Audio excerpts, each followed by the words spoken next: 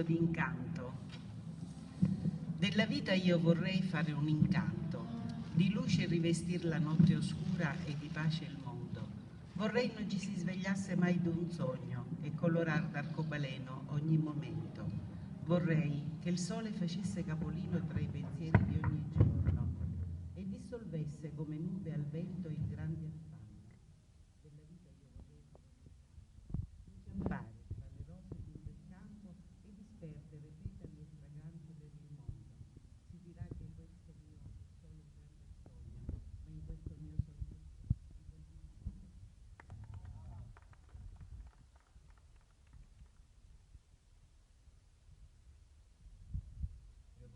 benvenuti a quelli che siete già qui, altri amici stanno per arrivare. Non ci piace ritardare nei momenti di inizio come è spesso usuale, ma il tempo limitato che abbiamo è fino alle ore 21, ci costringe a procedere nella nostra tabella di marcia. Abbiamo tante cose belle da fare ogni volta che noi ci avventuriamo in queste iniziative assolutamente senza finanziamenti pubblici. Ringraziamo il Comune di Noto per avere quest'anno offerto ancora una volta, come in anni precedenti, questi locali così ben serviti di questo impianto acustico, così belli come coreografia, circondati da queste belle esposizioni creative di questi amici a cui dopo faremo anche una breve parola. È la quinta volta che organizziamo un incontro di poeti e scrittori. Io sono un editore e mi capita, dall'esperienza mia professionale, che è poi di vita, di avere relazione con persone splendide che sono queste creatività sparse nel territorio ovunque, e quindi mi capita di incontrare questi spiriti creativi e di aggregarli in varie occasioni dell'anno. Noi abbiamo usanza di riunirci così almeno una volta al mese. Cominciamo con una a febbraio con Galeotto Futuribus Postizia proprio per approfondire il tema dell'innamoramento tramite la cultura, tramite la lettura di libri. Continuiamo a marzo con la chiusura di un concorso letterario che è di diversi libri, è un concorso che con la festa mondiale della poesia, che è all'incirca che riparte in tutto il mondo il 18 di marzo. Noi quella festa la facciamo il sabato vicino a questa data e concorrono a questa riuscita di manifestazione, che è quella dalle 8 alle 8 noi chiamiamo, perché dalle 8 della sera, diciamo dalle 20 fino alle 8 di mattina, tante volte abbiamo anche aspettato l'alba, cominciando alle 8, dalle 8 alle 8, e concorrono alla riuscita di questa manifestazione, come dicevo, poeti di ogni parte, di ogni regione d'Italia. La domenica c'è la conclusione del concorso, questo tutto a marzo. Il 25 di aprile, per la festa della liberazione, anche in quella circostanza abbiamo imposto una impostazione fuori dal consueto, recitando poesie che avessero come impianto l'importanza della libertà e le testimonianze poi di parenti di partigiani. A maggio facciamo un cammino, la nostra esperienza è anche quella che è collegata a pellegrini, perché pellegrini che in questa epoca a piedi programmano di andare in luoghi di fede anche lontani. Per dire, ci sono pellegrini che a piedi da Trento, per fare un esempio, vanno a Gerusalemme, che vanno a Santiago de Compostela, che vanno a Roma partendo da Canterbury secondo l'itinerario di Sigerico, che fu un vescovo, è la via francigena questa qui, che parte da Canterbury, dall'Inghilterra. Pellegrini che in questo senso sperimentano il rapporto col limite e con la bellezza della natura, il limite dell'uomo, e in quel momento lì sperimentano quanto sia bella la vita, quanto siano belle i posti diversi, i monumenti che percorrono, che hanno l'occasione di incontrare lungo il percorso che tracciano. E questo, diciamo, a maggio facciamo a Donna Lucata, in provincia di Ragusa, un incontro con poeti nel santuario della Madonna delle Milizie, che normalmente è chiuso e che noi invece costringiamo ad aprire con tante ma tante difficoltà, come capita sempre con le pubbliche amministrazioni. A luglio facciamo un'altra esperienza poetica di un cammino a piedi che è verso Avola Antica, un santuario della Madonna delle Grazie. Poi capita che facciamo Poesia Avola, come l'abbiamo fatta qualche giorno fa, nella piazza centrale di Avola abbiamo fatto diventare un salotto culturale, un quartino della piazza di Avola, e ognuno dei poeti ha collaborato, come sarà questa sera, alla riuscita magica della serata. A fine agosto, ogni anno, il venerdì ci vede in questa occasione, e voglio dire ad amici che eventualmente fossero di fuori o che avessero la possibilità di venire, a dicembre, il 5 e 6 dicembre saremo a Torino. A Torino visiteremo il sabato il Museo Egizio e la domenica, come al solito, ci sarà questa manifestazione di poeti e pellegrini. Per dare il senso della nostra scelta di campo relativamente alla vita e ai problemi del mondo, noi amiamo riferirci a un pezzo del Don Chisciotte di Miguel de Cervantes. Lui si riferiva a questa gente che per noi è preziosa al mondo, si riferiva a tutti gli illusi, a quelli che parlano al vento, ai pazzi per amore, ai visionari, a coloro che darebbero la vita per realizzare un sogno, ai reietti, ai respinti, agli esclusi, ai folli veri o presunti, agli uomini di cuore, a coloro che si ostinano a credere nel sentimento puro, a tutti quelli che ancora si commuovono. E lui dava un omaggio ai grandi slanci, alle idee e ai sogni, a chi non si arrende mai, a chi viene deriso e giudicato, ai poeti del quotidiano, ai vincibili dunque, e anche agli sconfitti che sono pronti a risorgere e a combattere di nuovo, agli eroi dimenticati e ai vagabondi, a chi dopo aver combattuto e perso per i propri ideali ancora si sente invincibile, a chi non ha paura di dire quello che pensa, a chi ha fatto il giro del mondo e a chi un giorno lo farà, a chi non vuole distinguere tra realtà e finzione, a tutti i cavalieri erranti, in qualche modo forse è giusto e ci sta bene, a tutti i teatranti. Miguel de Cervantes, Don Chisciotte. Grazie. Tra le cose che man mano nella nostra esperienza ci capita di incontrare, abbiamo incontrato un poeta arabo che qui visse. Si chiamava in forma corta Ibn Amdis. Voi dovete sapere che gli arabi hanno usanza di portare i nomi dei nonni, bisnonni, eccetera, eccetera. Fra i vari nomi lui aveva anche Mohammed, e un'aggiunta a questi vari nomi che lui aveva era siciliano. Ma siciliano di dove? Siciliano di Noto. Lui aveva una casa qui. Ora magari non hanno ancora pensato di fare un progetto con decine e decine di migliaia di euro, ma probabilmente lo faranno.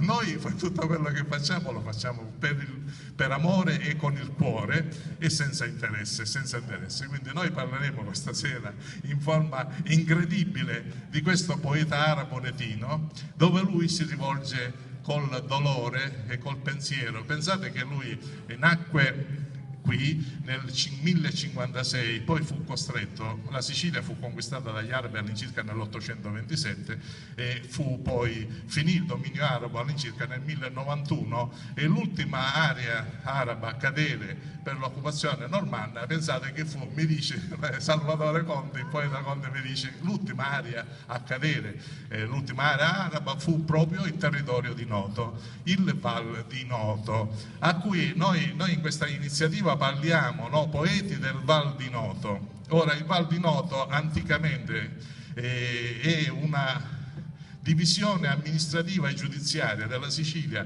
in forma chiara e precisa secondo il dominio dei Normanni.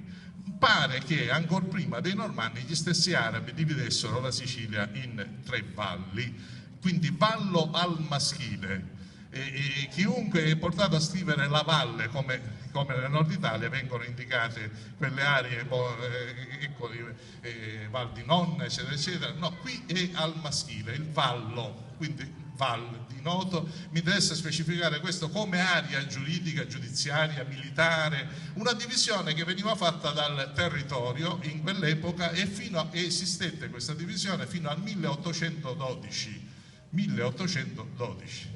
Ora, noi quando diciamo poeta e scrittore del Val di Noto vorremmo che qui ci fossero decine e decine di poeti di ogni città, Noto, Ispica, Rosolini, però voi sapete come sono i tempi che attraversiamo sono, io Raffaele, se ce la faccio vengo, se riesco a trovare 5 minuti arrivo, eccetera, ma noi continuiamo a fare questo, al di là se siamo 150, 150, questo non ha importanza, il discorso bello è quello che portiamo avanti e che rivolgiamo al cuore, come dicevo poco fa a un amico mio artista, noi ci rivolgiamo al cuore di ognuno di voi e per questo vogliamo che con lo stesso cuore venga giudicato quello che portiamo avanti.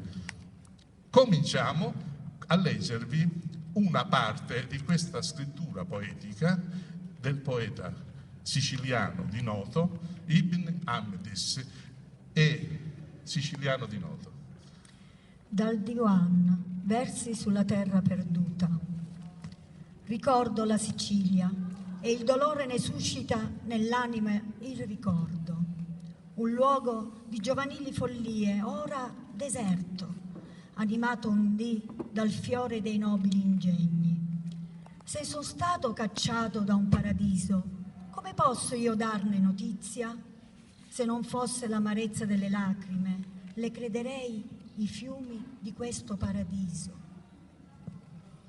Diwan significa registro o nell'ambito della poesia significa tradotto, viene tradotto come canzoniere e così lo ha tradotto la casa editrice Sellerio, tutta l'opera di Ibn Amdis. Purtroppo in questo momento per l'edizione è esaurita, non è più in commercio, quindi Diwan. Lui è stato cacciato dalla Sicilia poco prima che ci fosse la caduta di Noto. Nel 1078 lui riesce a scappare, se ne va in Andalusia e viene ospitato da un mecenate, da un emiro mecenate. Dopo se ne va in Maghrib, corrispondente alla Tunisia, e ancora gironzola, diciamo, in quest'area nordafricana e muore nel 1133 a Palma di Maiorca, lontano dalla sua terra natia, con il dolore di chi sta lontano per emigrazione, di chi è costretto per sopravvivere nei tempi moderni, accade per questo, chi fugge dalla sua terra perché c'è la guerra, perché ci sono, voi sapete nell'Africa tutto quello che succede. Voi pensate, quindi il poeta è costretto ad abbandonare la sua casa dove c'è le belle donne, infatti lui dice: «Oh, custodisca il Dio una casa in Noto, e fluiscono su di lei le rigonfie nuvole. Ogni ora io me la raffiguro nel pensiero e verso per lei gocce di scorrenti lacrime. Con nostalgia filiale anelo alla patria, verso cui mi attirano le dimore delle belle sue donne».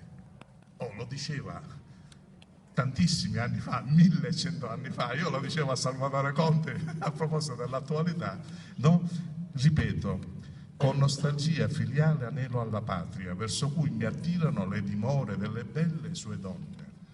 E chi ha lasciato il cuore a vestigio di quella dimora, a quella brama col corpo fare ritorno. Vento, perché non spremi la pioggia e non ne irrighi i campi assetati? Spingi verso di me le sterili nuvole, ch'io le riempia delle acque delle mie lacrime. A bevere il mio pianto la terra dell'amore possa esser sempre nella sterilità abbeverata di pianto. Non far soffrire la sete ai resti di una dimora lì nel fido recinto, sia esso lontano o vicino a una nuvola. Se tu ignori qual sia, sappi che l'ardor del sole ne brucia sui rami l'incenso fragrante. Non ti stupire che nelle sedi dell'amore il profumo del suolo imbalsama l'aria. Lì, tra esse, si indugia l'anima mia innamorata. Da esse ho tratto pel corpo un ultimo fiato di vita. Terra, cui ora si dirigono le sciagure, col passo di lupi nella boscaglia, ivi mi accompagnai ai leoni nella macchia e visitai nel loro rifugio le gazzelle. O mare, di là da te io ho un paradiso, in cui mi vestii di letizia, non di sciagura. Mentre io cercavo in quella terra un'aurora, tu come un crepuscolo ti frapponesti fra me e lei. Se mi fosse stato dato quel che io desidero, quando il mare mi impediva di giungere a lei, avrei salito qual barca per traversarlo, la falce lunare, sino a stringere ivi al petto il sole. Giuro che mai ho chinato il capo nel sonno, senza che, malgrado la lontananza, mi visiti l'immagine della valle, presso cui sono i miei. La terra ove germoglia la pianta dell'onore, ove dei cavalieri caricano in guerra contro la morte. Viva quella terra, popolata e colta, vivano anche di lei le tracce e le rovine. Viva il profumo che ne spira e che i mattini e le sere fan giungere sino a noi. Vivano tra essi viventi e vivano anche le membra loro composte nel sepolcro. Io anelo alla mia terra, nella cui polvere si son consunte le membra e le ossa dei miei. Come anela fra le tenebre al suo paese, smarrito nel deserto, un vecchio cammello sfinito. Vuote mi sono rimaste le mani del primo fiore di giovinezza, ma piena ho la bocca del ricordo di lei. E questo il siciliano di noto Ibn Amidis.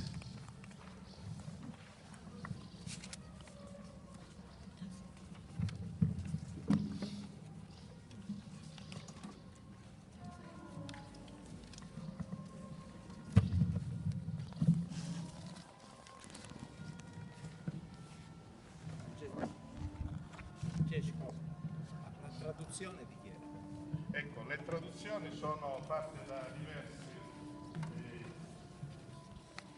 e ovviamente abbiamo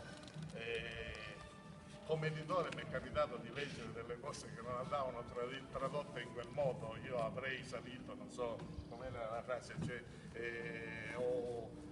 c'erano delle stonature nella traduzione, ma a volte sono le preferenze poetiche. Un attimo, le traduzioni sono di diverse. Lei dall'arabo? Dall'arabo, certo, dall'arabo. È chiaro. È chiaro, l'unica versione che è attualmente in commercio è un'antologia che ho qui in mano, Poeti arabi di Sicilia, dove c'è scritto comunque chi è l'introduzione, è inutile che dai, vabbè, persone non di grande... Lo scenario delle sue poesie è inquadrato nel contesto della guerra in esilio a causa dell'invasione. Certo. Lui, pensate un po', era addolorato di questa sua condizione di esiliato, quindi aveva un po' di rabbia per questa situazione e ce l'aveva con i Rum, li chiamavano così come noi attualmente ce l'abbiamo con i Rom. I Rum erano i romani, quelli che si erano collegati ai romani e chi erano i siciliani cristiani e i bizantini, e voleva che l'Islam, che era stato battuto e di cui lui citava gli eroismi in guerra, l'Islam li voleva infondere coraggio a sostenere la lotta, la riconquista della terra sua natia. No? A un certo punto però questo dolore veniva, si dice, ecco, acquietato dall'amore per il territorio, eccetera, eccetera. Lui si esaltava più nella sua poesia per esaltare l'ambiente, per esaltare quanto è bello morire nella terra dove ci sono i tuoi avi, no? Come sa la gazzetta, dice qua, no? Viene facile pensare anche che il contesto è quello che praticamente gli arabi allora rappresentavano lo splendore della civiltà. Senza dubbio. Mentre i normanni Col vestirlo della cristianità erano dei barbari. Di questo si dice di questo, mentre nel nord accadeva l'invasione di questi barbari, qui si esaltava invece tutto quanto fosse positività, dall'arte alla cultura, ai giardini, alla relazione con la terra, mentre lì tutto era distrutto, qui non arrivavano i goti, non arrivavano i vandali. Anche a livello monumentale della Certo. distrussero tutto. Sì. Bravo. Però E la vecchia storia, i Savoia, eccetera, non rimandiamo altri discorsi.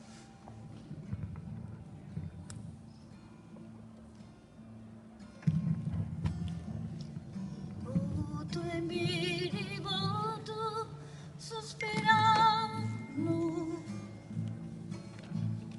passo le notti interi senza sonno e lividi zitoio contemplando, li passo lì la notte sino al giorno, picchiano un po' su giù a riposare, bacino nai giù, sta afflitto cuore, lo sai quando dai ammazzare, che hanno la vita mia, finisce e muori. Mi voti e mi rivuoto sospirando, passi le notti interi senza sonno, e li bellezzi tuoi vai contemplando, le passo la notte sino a giorno, pittiano un po' su giù a riposare, bacino nai giù, sta afflitto cuore, lo sai quando io dagli ammazzare, quando la vita mia finisce e muore. Lo sai quando io tu dai a lasciare, quando la vita mia finisce e muori.